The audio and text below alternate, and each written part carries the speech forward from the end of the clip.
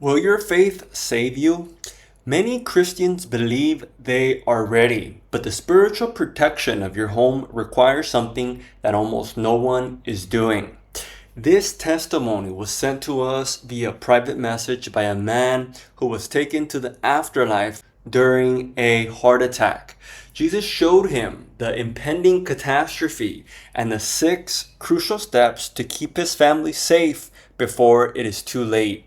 I will read his story in the first person so that you can experience his dramatic vision directly. Watch until the end. What you discover could save your home. My name is Michael. I'm from a small town outside of Tulsa, Oklahoma, and I load trucks at a warehouse, third shift. I never thought much about the end times, I was too busy working and paying bills. So when I went down like that, I wasn't ready for what happened next. It happened on a regular Tuesday. I was pulling a pallet jack and it felt like somebody drove a spike through the center of my chest.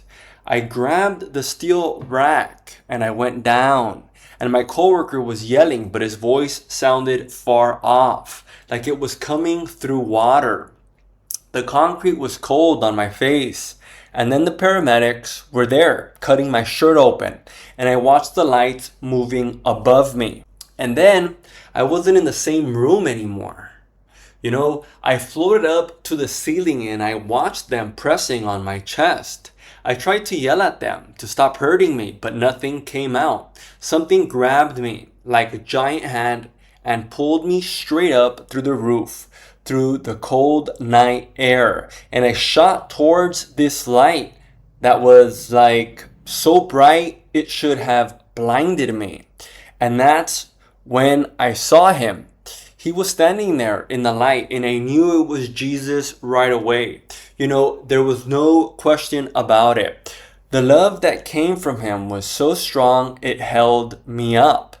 I took a step toward him and he lifted his hand. So I stopped like I hit a wall and he wouldn't let me come any closer. His voice came from all around and it sounded like thunder, but not the kind we get in Oklahoma, because this thunder had a voice and it went through me. He said, "Michael, why are you here? Your house is not ready." I started stuttering like I was caught doing something wrong, and I told him I believed in him, that I tried to be a good man. He looked at me and his eyes went right through my soul. And I felt every sin I had ever done laid out bare before him. It wasn't punishment. It was just truth. He said, "Your spiritual house has no walls, no covering. And if I let you now, your family will be swept away by what is coming." And he moved his hand. The light split open like a curtain. And there was a calendar floating in front of us, as big as a highway sign. The pages started flipping. 2024 went by. 2025 went by. And then it stopped on 2026. The numbers were glowing red and burning from the inside. And I couldn't look away because it felt like the year itself was under pressure. The air got cold, not a normal cold, because it went into my bones and it felt like fear. He said, "Look." So I looked down and it was the whole United States, but it wasn't flat and it wasn't a map. It was alive.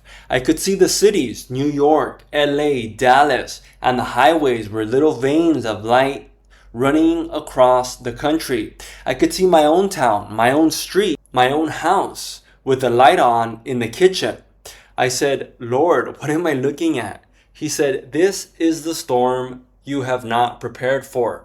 His voice got heavy and real slow, and he said, "I am showing you so you will go back. Your house must be covered.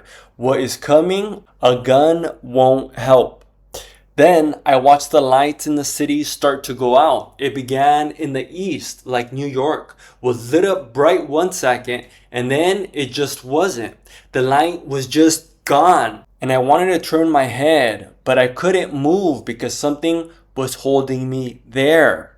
And then it spread. The darkness moved west from New York and it rolled over Philadelphia and Baltimore and Washington.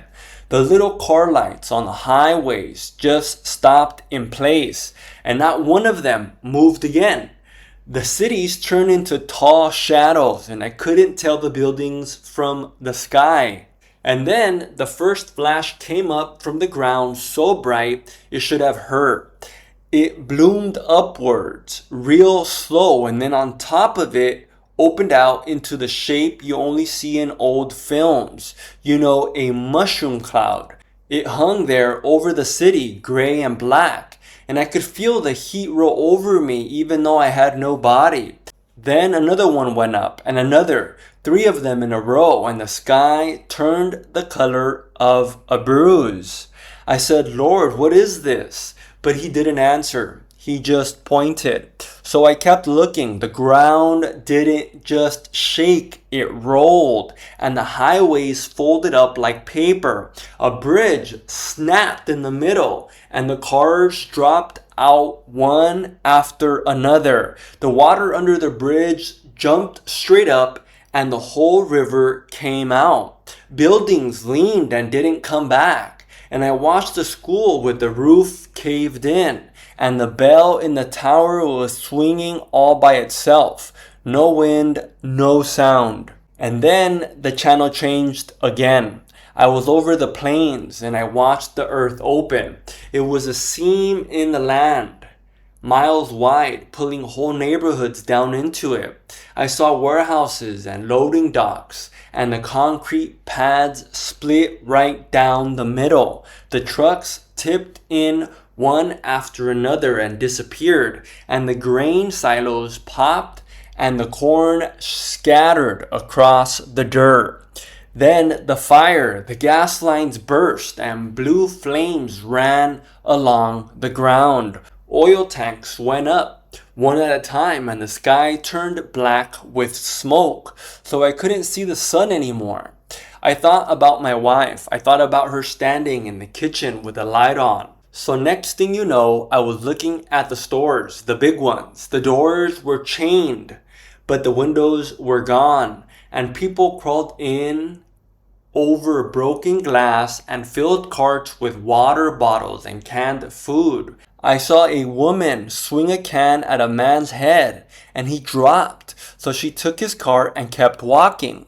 Nobody stopped her. The parking lot was full of people fighting over gas cans. You know, the little red ones everybody keeps in the garage. And a man pointed a shotgun at his neighbor, the one who lived right across the street, the man he waved at every morning.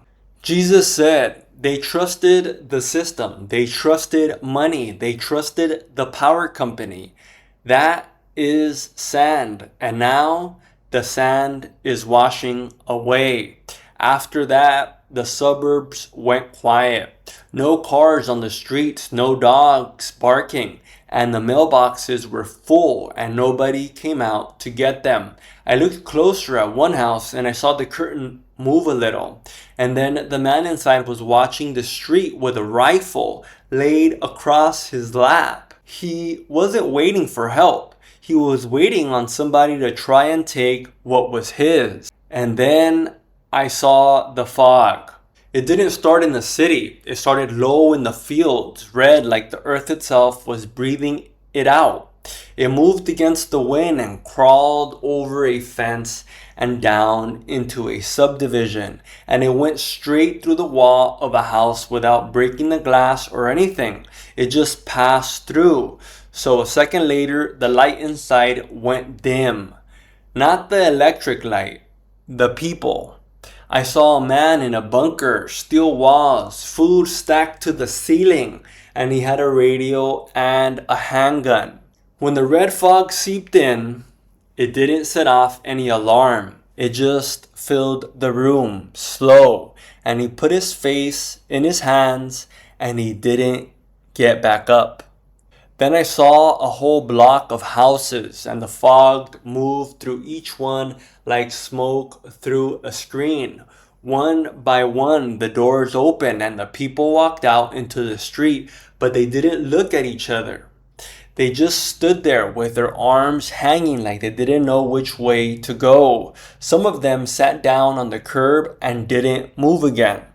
I felt it coming toward my house, like it knew where I lived, and I saw it touch the front door.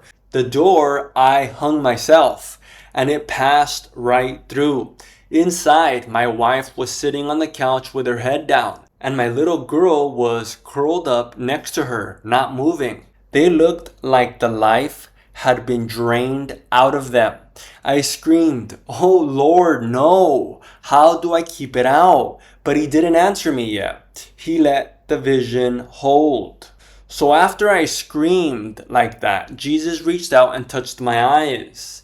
The vision changed and the fog was still there, moving down the streets. But now I could see one house in that same neighborhood with the light on. It was the only one. The fog came right up to the edge of the yard and it stopped. And it piled up at the property line, dark and heavy, but it would not cross. I said, "Lord, what is different about that house?"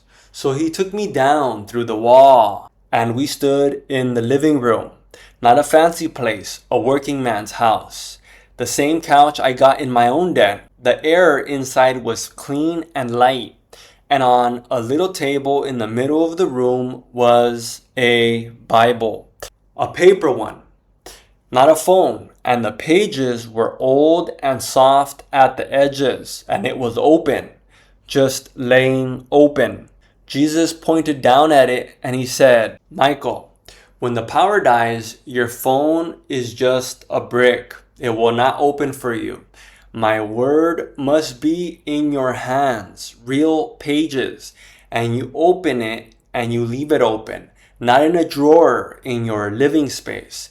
And you read it out loud, even if your voice shakes, and let the sound of it fill your rooms." I watched that open Bible push back against the dark, and the fog pressed harder on the windows, but the words in that book were like a fire inside, so the fog couldn't get a grip. Jesus looked at me and said, "A sword needs a shield." So we were in the kitchen, and on the counter next to the coffee pot was a bottle of olive oil. Nothing special. The same kind you can buy at a grocery store, and he picked it up. He said, "You work in a warehouse. You know what sealant is. When the rain comes, you don't leave the seams open. This oil, when you pray over it, works the same way. It seals the openings, the doors, the windows, every place a spirit could enter." I said, "Olive oil, Lord?" And he said, "The blood of the Lamb was a marking. This is a covering. When the fog sees it, it has no legal right to cross. You take it and you touch the wood, the front door, the back door, every window frame, and pray over it first. Do not rush it." He showed me another house, and a man had dabbed a little oil on the front door and quit because he felt foolish. The fog found the back door and it pushed through and it filled the kitchen, and I saw his wife sitting at the table with her face gray. Jesus said, "Cover every opening. Do not leave one seam undone." There was a short hallway with a door that had a coat hook on the outside. He opened it and it was a closet, small, and somebody had taken the coats out and laid an old rug on the floor. Nothing else. Just room for one person to kneel. He said, "This is the war room." He said it plain, like it was a normal word. When the noise outside gets so loud you can't think, you come in here. Shut the door. Get on your knees. This is the only radio that connects to heaven when the towers fall. I said, "Lord, 10 minutes, is that enough?"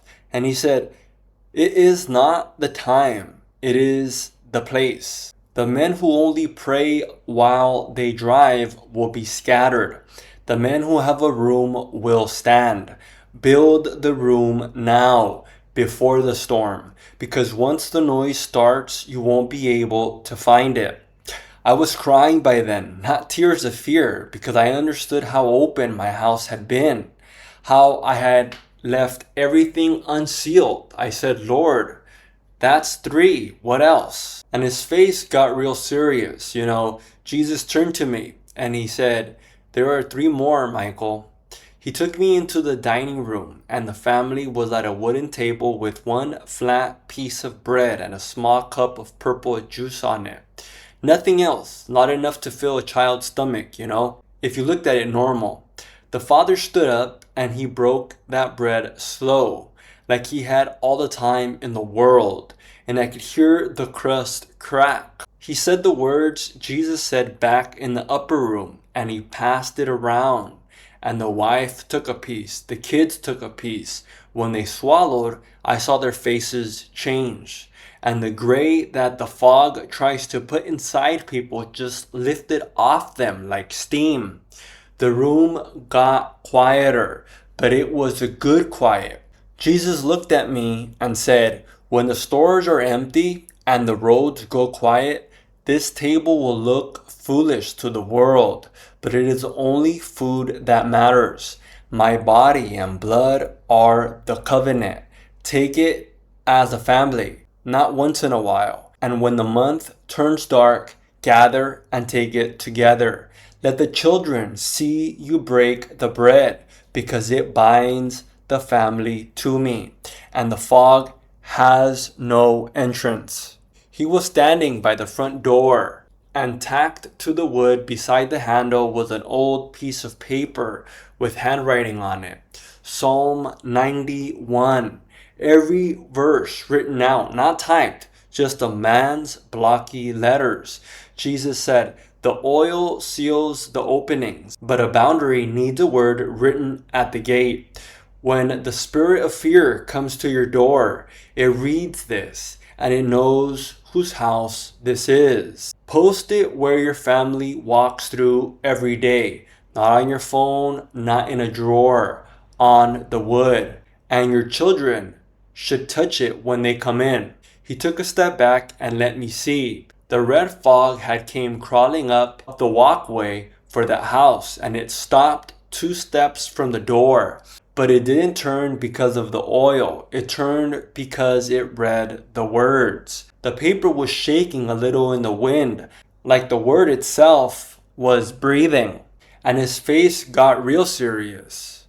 Jesus turned to me and he said, Michael, the last one is the hardest. He pointed into the living room, and there was a small table against the wall with nothing but a candle and a few written prayers.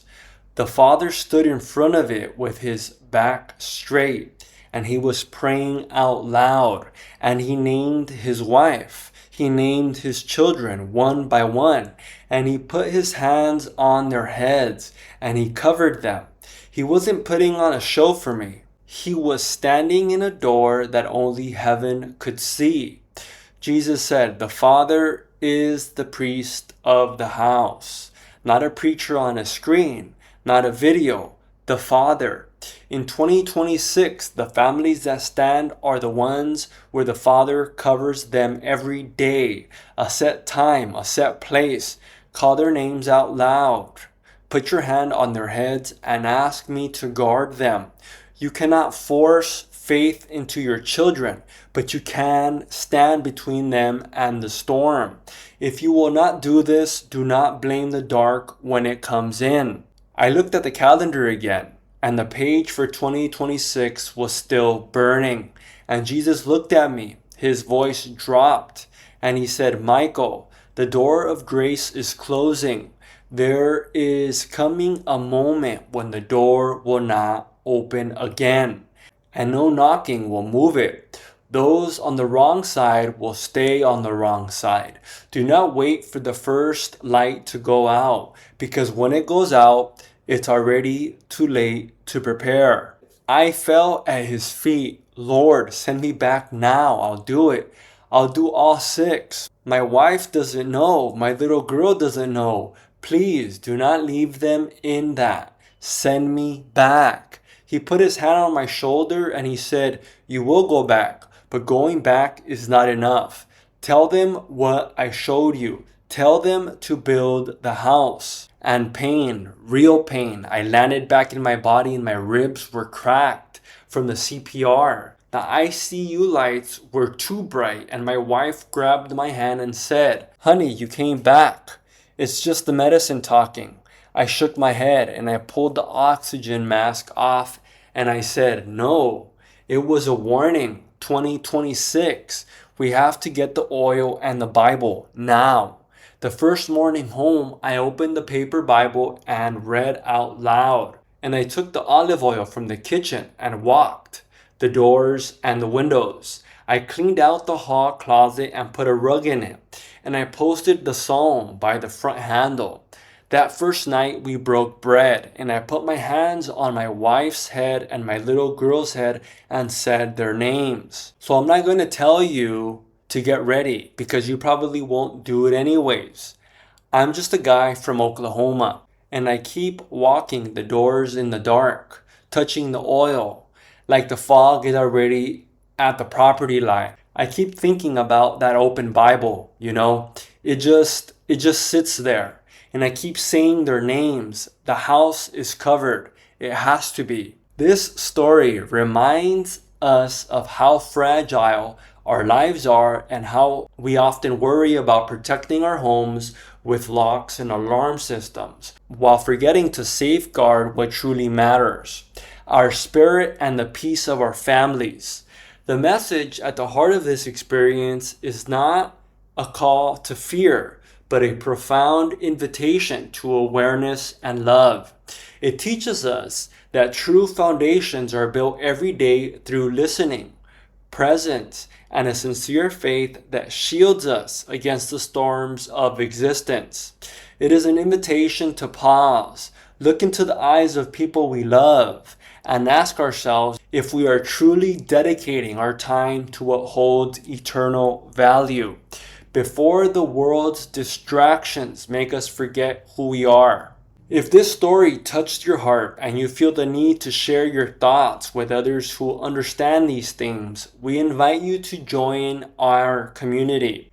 It is a safe and judgment-free space created for those who wish to talk about experiences beyond this life, as well as for anyone going through a difficult time and simply looking for a place to share their story and be heard with empathy. You will find the link to join us in the description and in the first pinned comment. If you want to continue listening to stories that make you reflect and nourish the soul, subscribe to the channel and turn on the notification bell so you don't miss upcoming videos. And before you go, leave a comment below stating which city or country you're listening from. It is a wonderful way to see just how small the world is and how connected we all are.